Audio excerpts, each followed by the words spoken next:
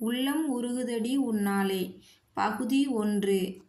அந்த விடியற்காலையில் பீச் ரோட்டில் காரை நிறுத்திவிட்டு இறங்கி கையில் இருந்த ரிமோட் கண்ட்ரோல் கீயால் காரை பூட்டியபடி நடக்கத் தொடங்கினாள் யுக்தா. முகத்தில் சிந்தனைக் கோடுகள், உதடுகளால் பற்களை கடித்தபடி நடக்கத் தொடங்கினாள். நடையில் வேகம் இருந்தது. யுக்தா வழக்கமாக மற்றவர்களைப் போல உடற்பயிற்சிக்காக பீச் வந்து நடக்கும் ரகம் இல்லை. மனசில் எப்போதாவது குழப்பம் ஏற்படுகையில் இப்படி வந்து கால் ஓய நடப்பாள். அப்படி நடக்கையில் குழப்பத்திற்கான தீர்வும் கண்டுபிடித்து விடுவாள். அதுவும் சமீப காலமாக அவள் இப்படி வந்து நடப்பது அதிகமாகிவிட்டது. காரணம் பிரச்சனைகள். அதுவும் இப்போது உள்ள குழப்பத்திற்கு பீச்சோரமாக நடந்து பூமி முழுவதும் சுற்றி வந்தாலும் எந்த தீர்வும் கிடைக்கப் போவதில்லை என்று அவள் மனம் அடித்துச் சொல்லியது. அவளால் இந்த சிக்கலில் இருந்து மீள முடியுமா? பாட்டியை சமாளிப்பது எப்படி? பல 100 முறை இதை பற்றி சிந்தித்தும் அவளுக்கு பதில் கிடைத்த பாடில்லை. அவள் வேண்டாம், முடியாது என்று சொல்லி பாட்டி கேட்டுவிட்டால் இந்த பூமி சுழலுவதை நிறுத்திவிடாதா? பாட்டி பாட்டி என்று அவள் சிவந்த இதழ்களில் இருந்து கன அழுத்தமாக கோபமாக வார்த்தைகள் அவள் அறியாமலே தெறித்தன. யுக்தாவின் பாட்டி.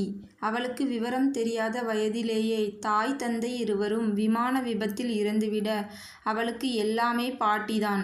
பெற்றோரை நினைத்து குழந்தை ஏங்கிவிடக் கூடாதே என்று நினைத்த பாட்டி குழந்தையிடம் காட்டியதோ பேரன்பு. கண்ணின் கருவிழியை இமை காப்பது போல யுக்தாவை கண்ணும் கருத்துமாய் பார்த்தார். அதில் இம்மி அளவு கூட குறை சொல்ல முடியாது. படிப்பு, விளையாட்டு அவளுக்கு பிடித்த பொழுதுபோக்கு என்று அவள் விருப்பத்திற்கு வளைந்து கொடுத்த பாட்டி கொஞ்ச காலமாக மாறியே போனார். மாற்றத்திற்கு என்ன காரணம் என்பது மட்டும் யுக்தாவிற்கு புரியவில்லை. பாட்டியின் வயது ஏறிவிட்டதால் வந்த மாற்றமா, வயதின் கோளாறா? அப்படியும் தோன்றவில்லை. எப்பொழுதும் விளையாட்டு, சிரிப்பு, சினிமா என்று விளையாடிக் கொண்டிருந்த யுக்தாவிற்கு திடீரென்று office, committee meeting, factory, share என்று பலதும் திடீரென்று போதிக்கப்பட முதலில் திண்டாடி போனாள். அன்பான பாட்டி திடீரென கார்கோடனாக மாறி அப்படி செய் இப்படி செய் என்று அவளை ஒரு வழி செய்துவிட்டார்கள். ஒரு வழியாக மிகவும் கஷ்டப்பட்டு மனதை பக்குவப்படுத்தி அடக்கி கொஞ்ச காலமாக சரி, நமக்கு கடவுள் கொடுத்த வரம் இதுதான் என்று வாழ்க்கையை அதன் போக்கில் ஏற்றுக்கொண்டாள் யுக்தா. எதையும் சட்டென்று கிரகித்து கொள்ளும் புத்திசாலியான யுக்தா பாட்டி கொண்டு சென்ற பாதையில் இறுதியில் ஈடுபாடுடன் செயல்பட்டாள். அதிலும் சுவாரஸ்யம் இருக்கத்தான் செய்தது. காலை 6 மணிக்கு எழுந்தால் இரவு 8 மணி வரை செய்வதற்கு ஏதாவது ஒரு வேலை இருந்து கொண்டே இருக்கும். ஆனால் பாட்டி திடீரென்று சொன்ன செய்தியில் பொறி கலங்கி போனாள். திருமணம், யுக்தாவின் திருமணம். மாப்பிள்ளையையும் அவரே முடிவு பண்ணி அவளிடம் ஒரு அபிப்பிராயமும் கேட்காமல் பாட்டி சர்வாதிகாரமாக சொன்னது அவளுக்கு மிகுந்த எரிச்சலை கிளப்பியது.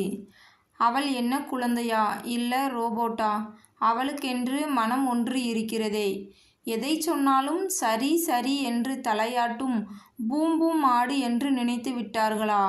அதுவும் சமீப காலமாக அவர்களின் ஆபீஸில் கமிட்டி மீட்டிங் சமயங்களில் மட்டும் தலையை காட்டிவிட்டு போகும் பொறுப்பற்ற நிதின் அவளுக்கு கணவனாக முடியுமா? என்ன தகுதி அவனுக்கு இருக்கிறது என்று பாட்டி முடிவு எடுத்தார்கள். சோளக்கொல்லை பொம்மைக்கு கோட் சூட் போட்ட மாதிரி கமிட்டி மீட்டிங் என்றால் வந்து விடுவான்.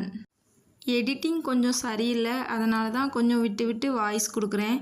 யாரும் தப்பாக எடுத்துக்கிடாதீங்க.